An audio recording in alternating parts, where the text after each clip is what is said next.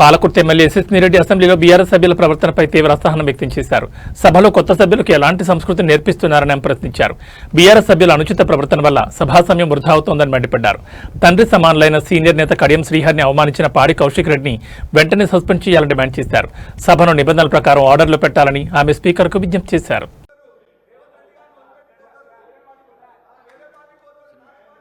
ధన్యవాదాలు అధ్యక్ష. వాళ్ళు మాట్లాడుతూ పదే పదే పార్టీ అంటున్నారు. మనము అంటే పార్టీతో సంబంధం లేదు అధ్యక్ష. ఇప్పుడు మర్యాద అనేది, సంస్కారం అనేది మనం పెద్దలకు ఎప్పుడైనా ఇస్తా ఉన్నామో అదే చిన్నప్పటి నుంచి కూడా నేర్చుకుంటున్నాము. మరి ఏం నేర్పియాలనుకుంటున్నారో మాకు అర్థం కావట్లేదు.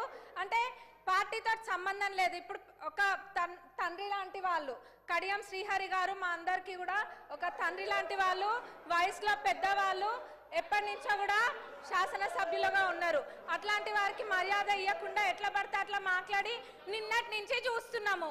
అది డిమాండ్ల మీద మాట్లాడుతుంటే, చర్చ జరుగుతుంటే, కొత్తగా సబ్జెక్ట్ ఏమైనా నేర్చుకుందామని ఇంట్రెస్టింగ్గా విందాం అనుకుంటే నూతన సభ్యులం ఎంతో మంది ఉన్నాం. సభా సమయాన్ని కూడా వృధా చేస్తున్నారు. ఎంక్వైరీ అన్నారు, పర్సనల్గా టార్గెట్ చేసి మంత్రి గారిని మాట్లాడుతున్నారు. వాళ్ళకి ఏదైనా వేరే అజెండా ఉంటే బయట చూసుకోవాలి. మరి ఇప్పుడు సభలో మేము నేర్చుకోవాల్సింది రాజకీయ పార్టీల గురించి చేయాలా, లేకపోతే ప్రజలకు కావాల్సిన సమస్యల గురించి మాట్లాడాలా? మరి ఇప్పుడు నూతన సభ్యులకి వీళ్ళు నేర్పించే సాంప్రదాయం ఇదేనా? దీన్నే క్యారీ ఫార్వర్డ్ చేయాలా? ఎంక్వైరీ చేస్తానని మా ముఖ్యమంత్రి గారు నిన్ననే చెప్పిండ్రు. అంటే వాళ్ళ ఉద్దేశం ఏంది? ఎంక్వైరీ చెయ్యాలనా చెయ్యొద్దనా? అంటే మేము చెయ్యరేమో అని అనుకొని అంటే వీళ్ళు చేస్తుండని కడుపు మంటనా? వాళ్ళకి ఏం అర్థం కావట్లే అధ్యక్ష. మరి వాళ్ళకి ఉద్దేశం ఏందన్నది అందరికి ప్రజలందరూ చూస్తుండ్రు, అందరికి కూడా అర్థమవుతుంది. గత 10 సంవత్సరాలలో ఏమేమైతే జరిగినాయో వాటిపైన కూడా ఎంక్వైరీ చేయాలి. ఎందుకంటే ప్రజల సొమ్మును లూటీ చేసింది ఎవరు అన్నది అందరికీ తెలియాలి.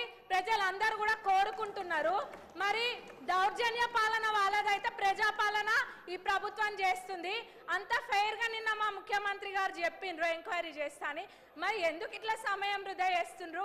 అంటే ఎవరి గురించి చర్చలు జరగద్దా? వాళ్ళ పార్టీ గురించి ఒక్కదాని గురించి చర్చ జరగాల? వాళ్ళు గెలవలేదన్న ఫ్రస్ట్రేషన్లో వాళ్ళు ఉంటే ఇంకా వేరే ఎవరు ఏం మాట్లాడద్దా? బీజేపీ వాళ్ళు మాట్లాడద్దా? ఎంఐఎం వాళ్ళు మాట్లాడద్దా? సిపిఐ వాళ్ళు మాట్లాడద్దా?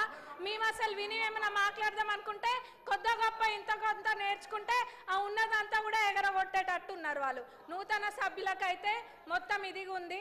మరి వీళ్ళు ఇట్లా సభా సమయాన్ని వృధా చేయడం అస్సలు బాలేదు అధ్యక్ష.